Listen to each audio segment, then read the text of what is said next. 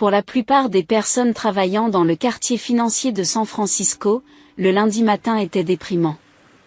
Mais pas pour Melissa Johnson. Elle s'était promis de marcher la tête haute tous les matins, tant qu'il n'y aurait pas de rides sur son front.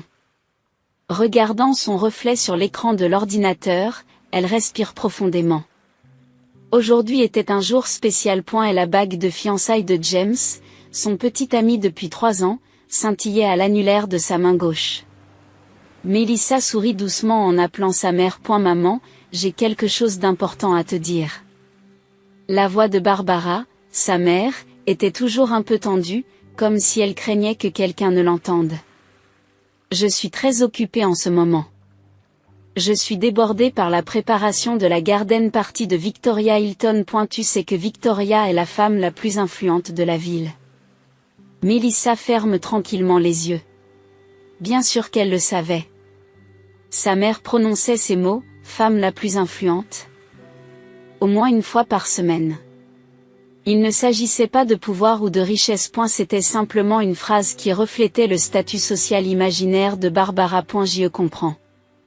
Mais maman, je me suis fiancée à James. Il y a eu un moment de silence à l'autre bout du fil, suivi du rire froid de Barbara. Oh, avec cet agent immobilier? Melissa, tu te sous-estimes toujours. Regarde Vanessa. Elle sort avec un avocat. Un avocat prometteur. Melissa baissa le regard sur la petite plante succulente qui trônait sur son bureau. C'était le premier cadeau de James. James est un homme bien. Je pense que je peux être heureuse avec lui. Barbara soupire. Le bonheur est temporaire, Melissa. Je n'aurais jamais pensé que tu serais la plus grande déception de la famille.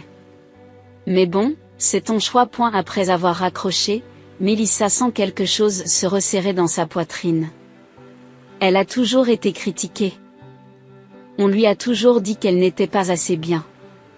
Mais elle avait eu le courage de choisir une vie différente. Ce soir-là, Melissa se rend à l'appartement de sa sœur Vanessa.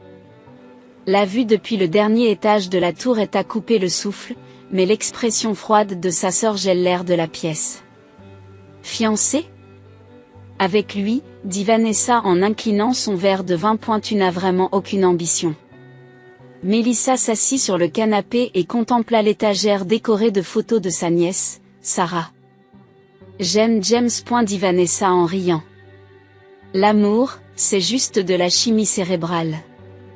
Il ne dure pas. Elle se leva et se dirigea vers la fenêtre. Regardez l'horizon de Manhattan. C'est mon amour. Voilà ce que j'ai accompli. Je suis heureuse. Vanessa s'est retournée et a regardé Melissa. Son beau visage s'est transformé en un rictus. Tu t'es toujours consolée avec ce mot heureux. Mais regarde la réalité en face. L'homme que tu as choisi passera sa vie à vendre les maisons des autres. Moi, par contre? Je sais, dit Melissa à voix basse, que tu as du succès. Nous en entendons parler tous les jours. L'expression de Vanessa est devenue inconfortable. Je ne voulais pas te blesser. J'ai juste... Elle hésita un instant, comme si elle cherchait ses mots. Je pense juste que tu pourrais faire mieux. Avant de quitter l'appartement, Melissa a essayé de montrer sa bague de fiançailles, mais Vanessa s'est contentée de dire « Montre-moi plus tard ». Elle rencontre son frère Brian dans son magasin de surf. Et la lumière du soleil de San Diego illuminait sa peau bronzée, et Melissa a toujours envié le sentiment de liberté que possédait son frère. Félicité, Brian l'a légèrement embrassée. Mais l'étreinte a été brève et quelque peu formelle. Mais honnêtement, je comprends ce que disent maman et Vanessa. Melissa fixa la plage et murmura, « Toi aussi? Sœurette, j'ai juste... » Il a dit, en faisant des traces de pas dans le sable. Y a-t-il quelque chose de spécial chez James? Il m'aime. Ce n'est pas suffisant, Brian a haussé les épaules. Bien sûr.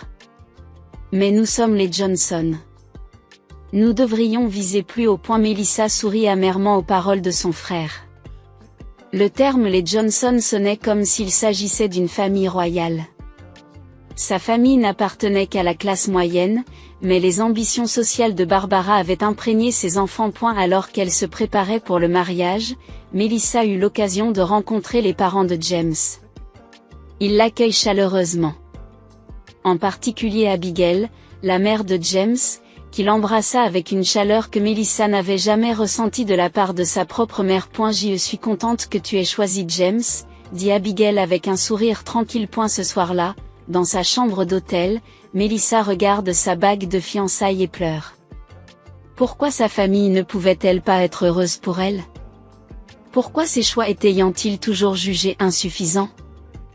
Mais la rencontre avec les parents de James lui redonne un peu d'espoir. Peut-être que le jour de son mariage, sa famille ouvrirait son cœur. Peut-être que le fait de la voir heureuse les aiderait à comprendre le vrai sens de la famille. C'est dans cette optique qu'elle met soigneusement les invitations dans les enveloppes. 3 invitations pour sa mère, sa sœur et son frère. Chacune contenait ses vœux pour une nouvelle vie. Et la douce lumière du soleil de juin traverse les fenêtres, créant des lignes de lumière enchanteresse dans la salle. Melissa, vêtue d'une élégante robe de mariée, se tient devant une grande fenêtre. Sa peau brillait légèrement de nervosité et d'anticipation. Et ses yeux reflétaient un mélange d'anxiété et d'espoir. Elle consulta sa montre à plusieurs reprises et regarda par la fenêtre. Il ne devrait pas tarder à arriver, murmura-t-elle doucement. Les sièges spéciaux préparés au premier rang étaient encore vides. Un petit panneau sur un trépied indiquant sièges familiaux accentuait la solitude des chaises vides. Jessica, l'organisatrice du mariage, entra dans la pièce. Melissa, la cérémonie commence dans 15 minutes. Es-tu prête? Melissa se force à sourire. Oui, je vais bien. C'est juste que ma famille n'est pas encore arrivée. Jessica acquiesce gentiment. C'est peut-être à cause des embouteillages. Ne t'inquiète pas, ils arriveront à temps. Melissa serra son smartphone et regarda à nouveau par la fenêtre. Le ciel bleu clair de San Francisco et le Golden Gate Bridge étaient visibles au loin. Tout était parfait pour cette journée. À une exception près. Et la porte s'ouvrit et James entra. Vêtu d'un smoking blanc. Son visage montrait des signes d'inquiétude. Melissa, ça va? Il posa doucement sa main sur son épaule. Ta famille? Melissa repousse ses cheveux d'une main tremblante. Je n'ai toujours pas de nouvelles d'eux. Ils ne répondent pas au téléphone. Ils viendront. James essaya de l'enlacer doucement, en prenant soin de ne pas froisser sa robe. Il doit y avoir une raison. Melissa regarda Jacques dans les yeux. Son regard reflétait l'inquiétude et une compréhension un peu triste. Il en savait beaucoup sur sa famille. Les critiques qu'elle avait reçues, les attitudes froides et le fait qu'on lui avait toujours dit qu'elle n'était pas assez bien. Je vais essayer d'appeler encore une fois, dit Melissa. Ses doigts tremblent lorsqu'elle manipule son smartphone. Elle a d'abord appelé sa sœur, Vanessa. Après 3 sonneries, elle entendit sa voix froide. Vanessa? Où es-tu? La cérémonie est sur le point de commencer. Melissa essaie de garder une voix joyeuse. À l'autre bout du fil, on entend le rire de Vanessa. Un rire froid, glacial. Oh, c'était aujourd'hui. Melissa reste momentanément sans voix. Je t'ai envoyé une invitation, n'est-ce pas? J'ai appelé pour confirmer il y a 3 semaines. Oui, la voix de Vanessa était comme un vent froid d'hiver. Mais de toute façon, tu seras probablement bientôt divorcée, alors c'est une perte de temps. Le cœur de Melissa s'est emballé. Que est-ce que tu racontes? Regarde la réalité en face. Quelqu'un comme toi ne peut pas avoir un mariage heureux. Maman l'a dit aussi. Melissa ne sait plus où donner de la tête et raccroche. James se tient à ses côtés et lui prend la main. Est-ce que ça va? Melissa a secoué la tête et a appelé sa mère. Le téléphone de Barbara sonna plusieurs fois avant qu'elle ne réponde. Melissa? Oh, c'était aujourd'hui? La voix de Barbara semblait lointaine et quelque peu désinvolte. Je suis à Paris, en train de boire du champagne en regardant la tour Eiffel. Ne me dérangez pas avec des choses aussi insignifiantes. Paris. La voix de Mélissa se fissure. Écoute, Mélissa, dit Barbara d'une voix soudainement froide. Grandis un peu. Tout le monde se fiche de ton mariage. Surtout avec comment s'appelait-il déjà? James? Ton mariage avec lui. Mélissa raccroche sans un mot. Des larmes chaudes coulent sur ses joues. Avec un dernier espoir, elle appela Brian. Il répondit après 2 sonneries. Où es-tu?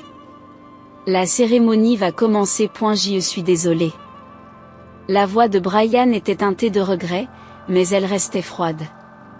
Il y a une compétition de surf. Et si maman et Vanessa n'y vont pas, je n'irai pas non plus. Je suis désolée. Une fois l'appel terminé, Mélissa est restée là. Sa robe de mariée reflétait la lumière du matin, mais son cœur sombrait dans l'obscurité. James lui a pris la main et lui a dit doucement: allons de l'avant sans la famille. Ma famille est ta famille maintenant. Mélissa essuie ses larmes. Tu le penses vraiment? Bien sûr, il lui a embrassé la main.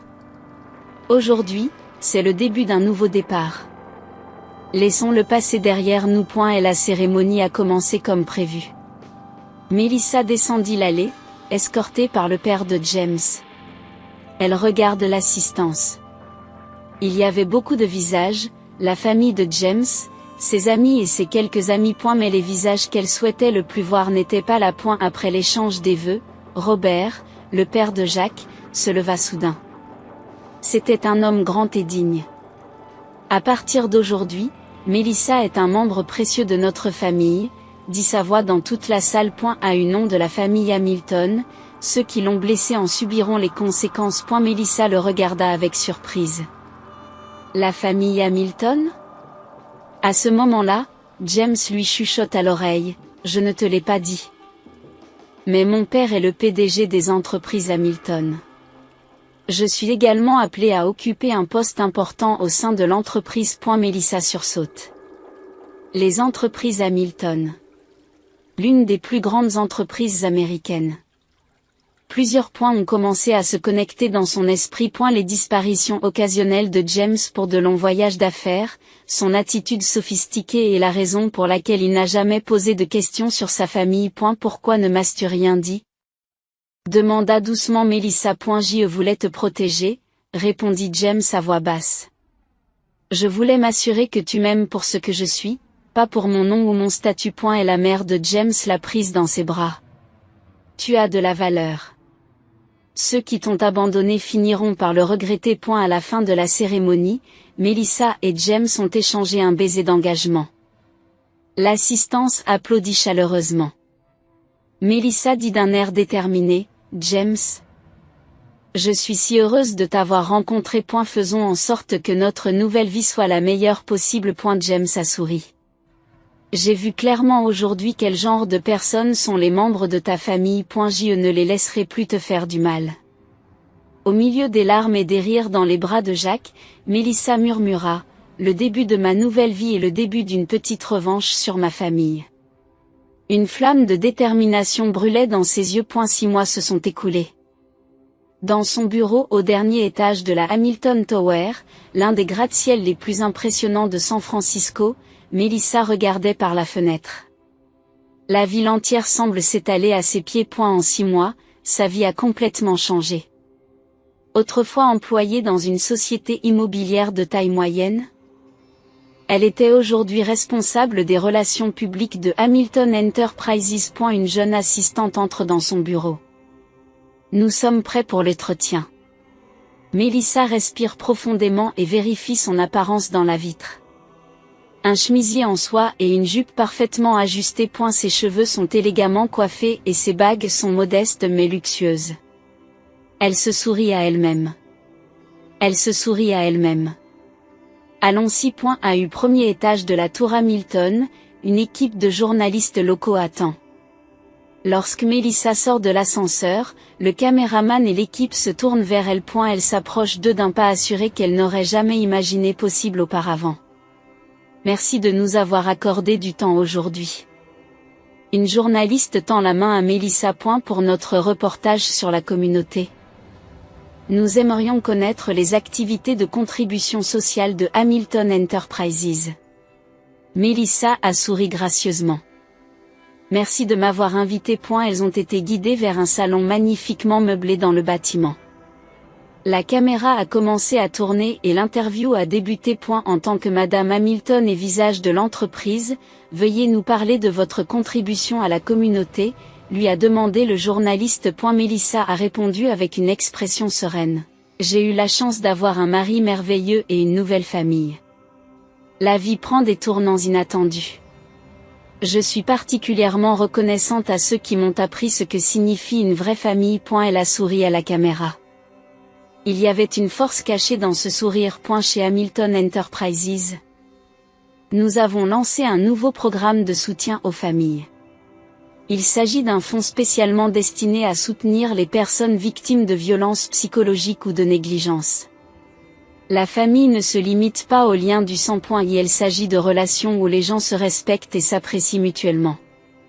J'ai personnellement été abandonnée par ma propre famille le jour de mon mariage, mais j'ai surmonté cette douleur et appris la véritable signification de la famille. Le journaliste affiche une expression de surprise.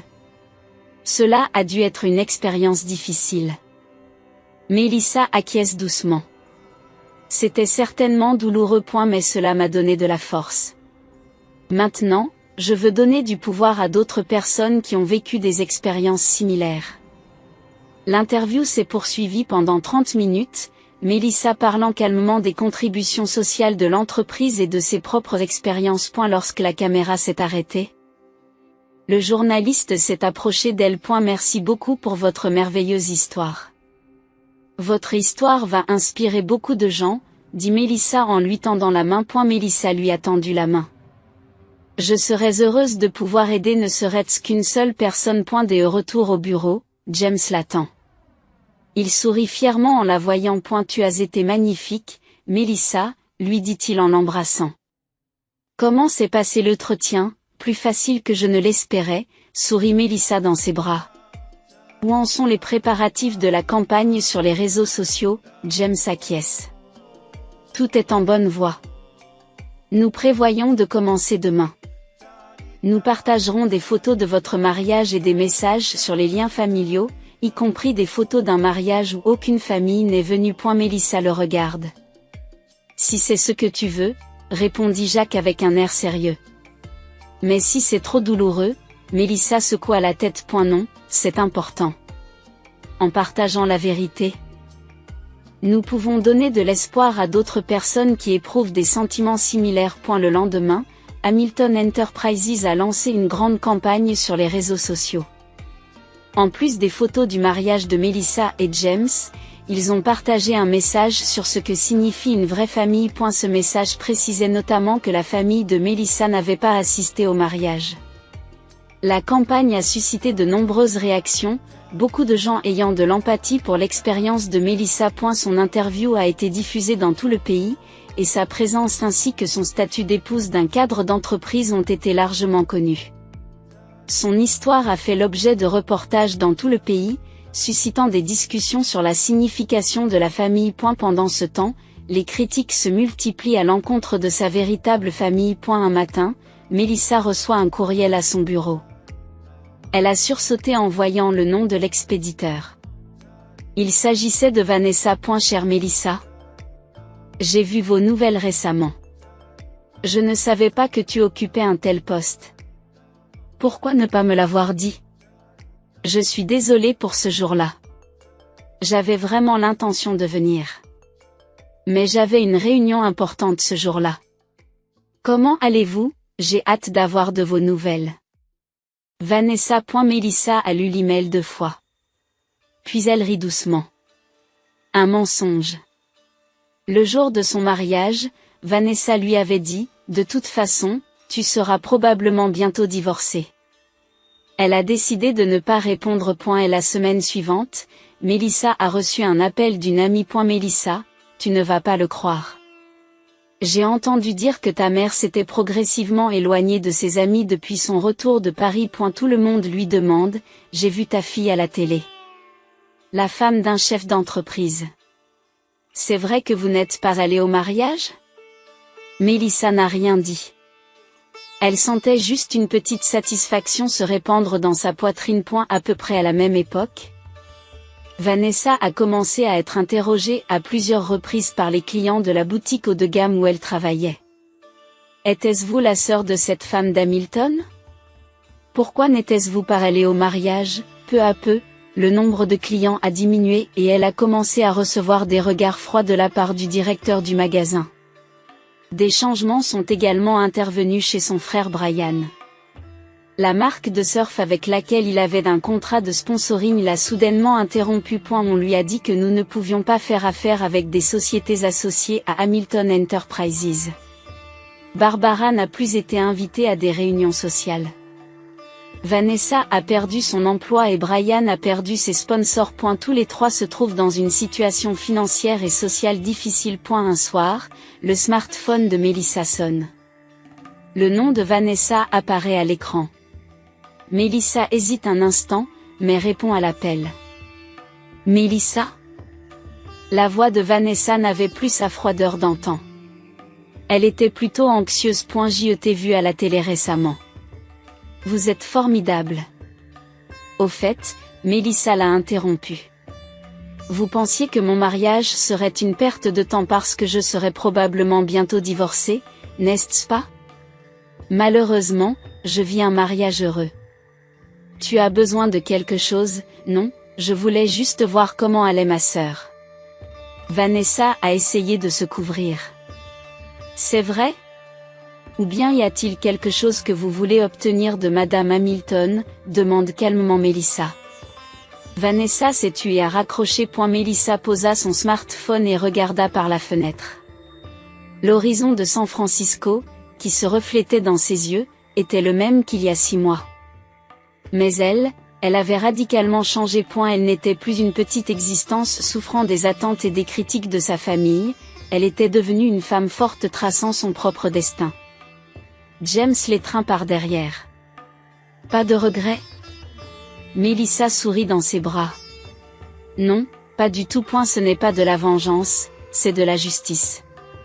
Je veux juste que le monde sache ce qu'ils m'ont fait. Une année s'est écoulée. Mélissa et James s'étaient installés dans un manoir situé dans un quartier résidentiel huppé de la banlieue de San Francisco. Mélissa se tenait près de la fenêtre, contemplant les fleurs qui s'épanouissaient dans le jardin. Il y a 1 an aujourd'hui, elle avait célébré son mariage sans sa famille. Cette douleur est toujours présente au fond de son cœur, mais elle ne la domine plus. Tu penses? Jacques se plaça à côté d'elle et lui passa le bras autour de l'épaule. Mélissa sourit. Un peu. Je me souvenais de ce qui s'était passé il y a 1 an. Jacques l'a embrassée sur la joue. Tu es devenue si forte cette année. Mélissa a hoché la tête en regardant par la fenêtre. Oui. Mais parfois, je me demande comment ils vont. Veux-tu le savoir? Demande James à voix basse. Mélissa regarda son mari. Tu veux savoir? J'ai fait faire une enquête sur eux. Jacques a souri en s'excusant un peu. Pour ton bonheur. Il lui tendit des documents. Il décrivait la situation actuelle de Barbara, Vanessa et Brian. Barbara avait été complètement mise au ban de la société, avait dû abandonner son luxueux appartement et s'était installée dans une petite chambre. Vanessa a perdu son emploi dans une boutique haut de gamme, passe d'un emploi à l'autre sans s'éterniser et vit maintenant dans un appartement bon marché dans une petite ville. Brian avait perdu ses sponsors de surf, accumulé des dettes et dormait sur le canapé d'un ami. Tant de choses. Mélissa étouffa ses mots. Comme tu l'avais prévu, dit James à voix basse, sans qu'il n'y ait la moindre trace de reproche dans sa voix. Ils t'ont fait du mal. Maintenant, ils en subissent les conséquences. Mélissa appuya son front contre la fenêtre. Le verre froid semblait absorber sa chaleur. Est-ce que c'est ce que je voulais? Il n'y a que toi qui puisse en décider. Lui dit James en lui tenant la main. Cet après-midi-là, alors que Mélissa lisait dans le jardin, le concierge lui annonça qu'elle avait de la visite. M et Madame Johnson sont ici pour vous voir. Mélissa reprit son souffle. Faites-ce entrées. Lorsqu'elle entra dans le salon, Barbara, Vanessa et Brian se tenaient là. Ils avaient tous les trois l'air très différents de ce dont Mélissa se souvenait. Les cheveux de Barbara avaient blanchi et ses épaules étaient arrondies. Et la beauté de Vanessa s'était estompée et son visage montrait des signes de difficulté. Brian était mince et sa peau bronzée manquait de vitalité. Cela fait longtemps, dit Barbara en regardant sa fille avec un sourire forcé. Et la supériorité dans ses yeux avait disparu, remplacée par l'anxiété et la peur. Quelle belle maison, répondit Mélissa avec calme. Avec une force tranquille, elle leur proposa des chaises. Asseyez-vous. Voulez-vous boire quelque chose? Non, c'est bon. Répondit rapidement Vanessa. Nous avons juste, vous avez une affaire à régler ici, demanda Mélissa en souriant. Sa voix était douce, mais son regard était perçant. Non, je voulais juste voir ma fille. Les paroles de Barbara s'interrompent. Ses mains tremblent. C'est vrai, ou bien mon nouveau statut vous intéresse-t-il? Mélissa s'assit gracieusement sur une chaise. Sa robe de soie reflétait la lumière et brillait. Un silence pesant envahit la pièce. Finalement, Brian prend la parole. 6. Je vais être honnête. Nous sommes dans le pétrin. Barbara lance un regard noir à son fils, mais il continue. Ça ne sert à rien de le cacher. Nous avons tous perdu notre travail, nous avons été abandonnés par nos amis. C'est malheureux, dit Mélissa d'un ton égal. Mais qu'est-ce que je peux y faire? Finalement, Barbara soupire. Mélissa, aide-nous. Sa voix tremblait. Mes amis m'évitent et je suis exclue de la société. Vanessa a ajouté, je ne trouve pas de travail non plus. Personne ne veut m'embaucher. Quand j'appelle, on me dit simplement, la sœur de Madame Hamilton. Celle qui n'est pas allée au mariage. Brian a baissé la tête. Je croule sous les dettes, tous mes sponsors m'ont coupé les vivres. Tout le monde dit qu'il ne peut pas faire affaire avec quelqu'un qui a un lien avec les entreprises Hamilton. Mélissa respire profondément et répond calmement, je vois, alors que voulez-vous que je fasse?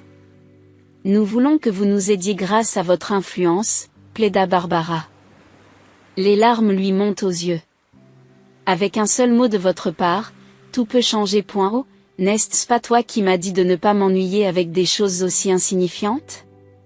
Mélissa répète les paroles de sa mère avec sarcasme. Sa voix est froide, mais ses yeux montrent de la tristesse. Barbara se couvre le visage des deux mains. À propos de ce jour-là. Je suis désolée. Mais je ne savais pas que tu étais la femme d'un dirigeant d'une grande entreprise. Mélissa s'est levée et s'est dirigée vers la fenêtre. Si tu avais su, tu serais venue au mariage? Les trois personnes se sont tues. Ce silence sembla être une réponse pour Mélissa. Pour vous, qu'est-ce que la famille? Demanda Mélissa en se retournant. Les liens du sang, répondit immédiatement Barbara. Non, la voix de Mélissa était forte, mais teintée de tristesse. Ce sont les gens qui me soutiennent et qui reconnaissent ma valeur. Le fait que tu ne viennes pas au mariage a été un coup dur pour moi. Mais en même temps, cela m'a appris qui était ma vraie famille. Mélissa s'est présentée devant les trois. Je vous pardonne. Barbara et Vanessa écarquillent les yeux. Brian lève les yeux. Mais pardonner et regagner la confiance sont deux choses différentes? Poursuit Mélissa. Il faut du temps pour rétablir la confiance. Rentrez chez vous aujourd'hui. Quand vous serez vraiment désolé et prêt à devenir une vraie famille, vous reviendrez. Mais notre situation, dit Vanessa chaque semaine. Vous n'êtes pas des adultes, dit Mélissa calmement. Accepter les conséquences de ses choix est aussi un devoir d'adulte. Barbara et les autres sont restés sans voix et sont repartis avec des expressions d'humiliation et de regret. Une fois la porte refermée, Mélissa s'est mise à la fenêtre et a regardé la voiture de sa famille s'éloigner. Ses sentiments sont complexes. Le goût sucré de la vengeance se mêle à la tristesse d'avoir perdu sa famille. James est entré discrètement dans la pièce. Est-ce que ça va? Mélissa se détourna de la fenêtre et esquissa un faible sourire. Oui. C'était dur. Jacques posa sa main sur son épaule. Dans la banlieue de San Francisco, le jardin de Mélissa et James est décoré pour Noël. Des lumières éclatantes ornent les arbres. Et l'air froid de l'hiver embaume la cannelle et les tartes. 5 ans après leur mariage, ils ont une fille de 3 ans, Elisabeth. Avec ses boucles dorées et ses yeux bleus, Elisabeth a hérité des traits de Mélissa et du sourire de James. Dans la cuisine, Mélissa met la dernière main aux préparatifs du dîner. Elle avait été promue vice-présidente de Hamilton Enterprises et avait créé une fondation caritative pour soutenir les familles. Son travail a donné de l'espoir à de nombreuses familles et a aidé à réparer les relations familiales. Maman, quand est-ce que grand-mère et les autres arrivent ? Demande Elisabeth d'une petite voix. Elle portait une robe de velours rouge et ressemblait à un petit ange de Noël. Mélissa caresse doucement la tête de sa fille. Bientôt, Elisabeth. Tu as hâte d'y être ? Elisabeth fit un signe de tête énergique. Oui. Grande-mère m'offre toujours des cadeaux. Mais est-ce vrai que toi et grand-mère n'étiez pas proches dans le passé ? Mélissa ne sait plus où donner de la tête. Les questions directes des enfants déconcertent parfois les adultes. Oui, nous avons eu des relations un peu difficiles dans le passé. Mais les gens peuvent changer. Et la sonnette retentit et Elisabeth courut avec ses petits pieds. Ils sont là. Lorsque la porte s'est ouverte, Barbara était là. Son attitude hautaine avait disparu, remplacée par un doux sourire. Mélissa, Elisabeth, joyeux Noël. Barbara vit seule dans un petit appartement. Abandonnée par ses anciens amis et complètement disparue de la société, son expression ne montrait plus la vanité d'avant, mais plutôt une acceptation tranquille. Elle était parfois invitée aux événements caritatifs organisés par Mélissa et appréciait beaucoup le temps passé avec sa petite fille Elisabeth. Brian est le prochain à arriver. Il était vêtu d'un costume et avait une coiffure soignée. Sœurette, joyeux Noël, dit-il avec un humble sourire. Avec l'aide de Mélissa, Brian avait remboursé ses dettes et commencé à travailler pour un sous-traitant de Hamilton Enterprises. Elle travaillait assidûment et continuait à faire des efforts sincères pour réparer sa relation avec sa sœur. Enfin, Vanessa est arrivée. C'était nécessaire, dit Mélissa à voix basse. Mais ce n'est pas la fin. Que voulez-vous dire par là ? La vraie force, c'est le pouvoir de pardonner, dit Mélissa en regardant par la fenêtre. Mais il n'est pas facile de regagner la confiance. Il faut du temps et des efforts. Et moi aussi, j'ai besoin de temps pour pardonner pleinement. Mélissa et James se sont tenus debout, les bras liés, en regardant par la fenêtre. L'image d'une femme adulte et sereine a remplacé l'attitude tapageuse de la jeune femme. Mélissa, Elisabeth, ça fait longtemps. Vanessa avait déménagé dans une petite ville de campagne et commencé une nouvelle vie en tant que coiffeuse. Bien qu'elle ait eu du mal à rétablir sa relation avec Mélissa, elles avaient commencé à rester en contact plusieurs fois par an. Elle avoue aux habitants, j'ai honte d'avoir méprisé ma sœur et j'apprends à vivre dans l'humilité. La table du dîner de Noël est baignée d'une lumière chaude.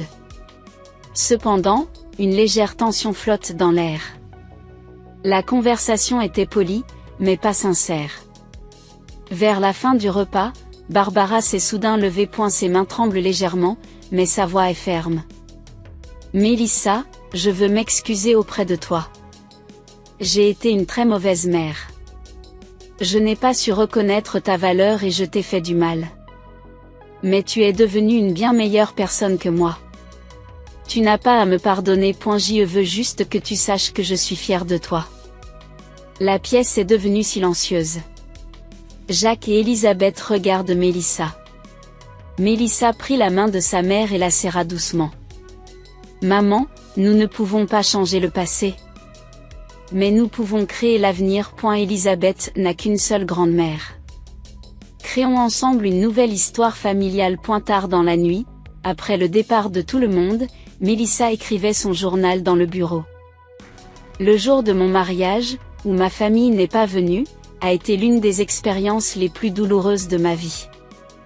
Mais aujourd'hui, je suis reconnaissante. Sans ce jour, je n'aurais pas connu ma propre force ni la véritable signification de la famille.